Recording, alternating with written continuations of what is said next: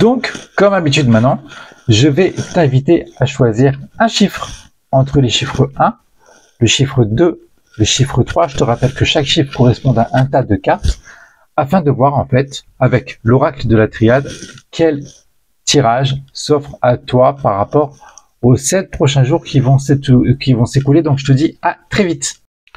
Nous avons donc tous nos tas disposés devant nous. Donc, je vous rappelle le tas numéro 1, le tas numéro 2 et le tas numéro 3. Donc, je pense qu'on devrait être OK. Je pense que tu as dû faire ton choix.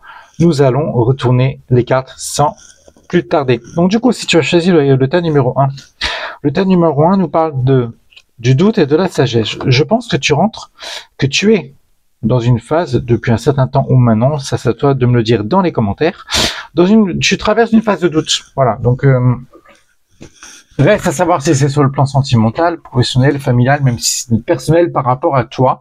En tout état de cause, tu vas vraiment rentrer dans une phase où tu vas te poser des bonnes questions. Je pense que tu vas effectivement beaucoup plus précisément rentrer dans une phase d'approfondissement, de savoir pourquoi tu traverses cette étape-là. En fait, la carte de la sagesse est le chiffre numéro 9. En numérologie, le chiffre 9 nous parle de réflexion profonde. Tu sais, souvent, la carte numéro 9 du tarot de Marseille est représentée par la carte de l'ermite. La carte de l'ermite fait référence souvent aux psychologues, aux médecins, aux pédopsychiatres, aux hypnothérapeutes, etc. Souvent, ce sont des gens qui cherchent les causes, ce pourquoi on vit cette situation ici et maintenant. Et je pense que tu vas rentrer vraiment dans une espèce de sagesse, effectivement, où tu ne vas en aucun cas prendre une décision hâtive par rapport à ce que tu vis actuellement, mais bien au contraire, tu vas te poser des questions en profondeur pour réellement, en tout cas, connaître les causes de ces problématiques que tu vis actuellement pour prendre les bonnes décisions. Donc, en tout cas, pour moi, cette semaine très productive te concernant, du moins cérébralement parlant.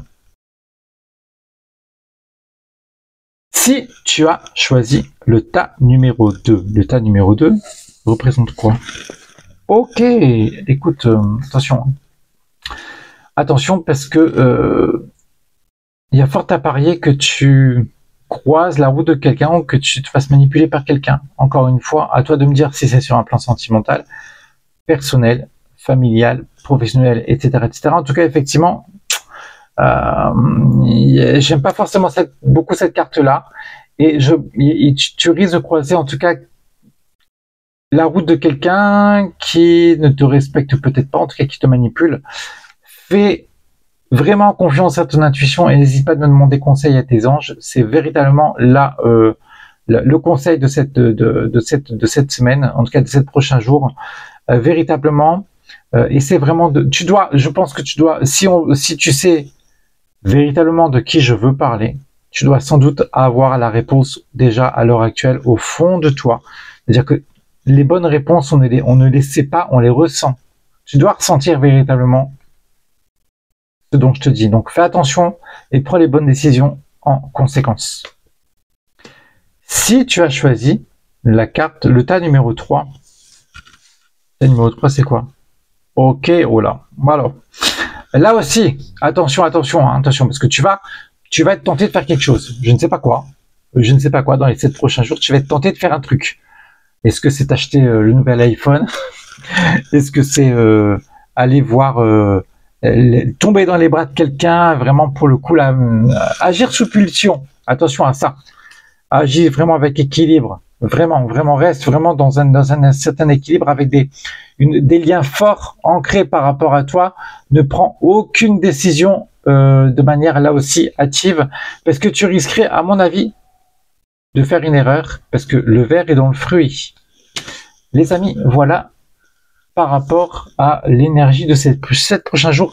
Dites-moi dans les commentaires ce que vous en pensez. N'oubliez pas de vous abonner à ma chaîne également. Ça me fera le plus grand plaisir, le plus grand honneur de vous avoir comme ami du coup. Et je reste à votre disposition pour toute question éventuelle ou toute consultation éventuelle ou tout soin de magnétisme. Je serai ravi de vous aider. Je vous souhaite un très très bon lundi. Prenez bien soin de vous et je vous dis à très vite. Salut les amis.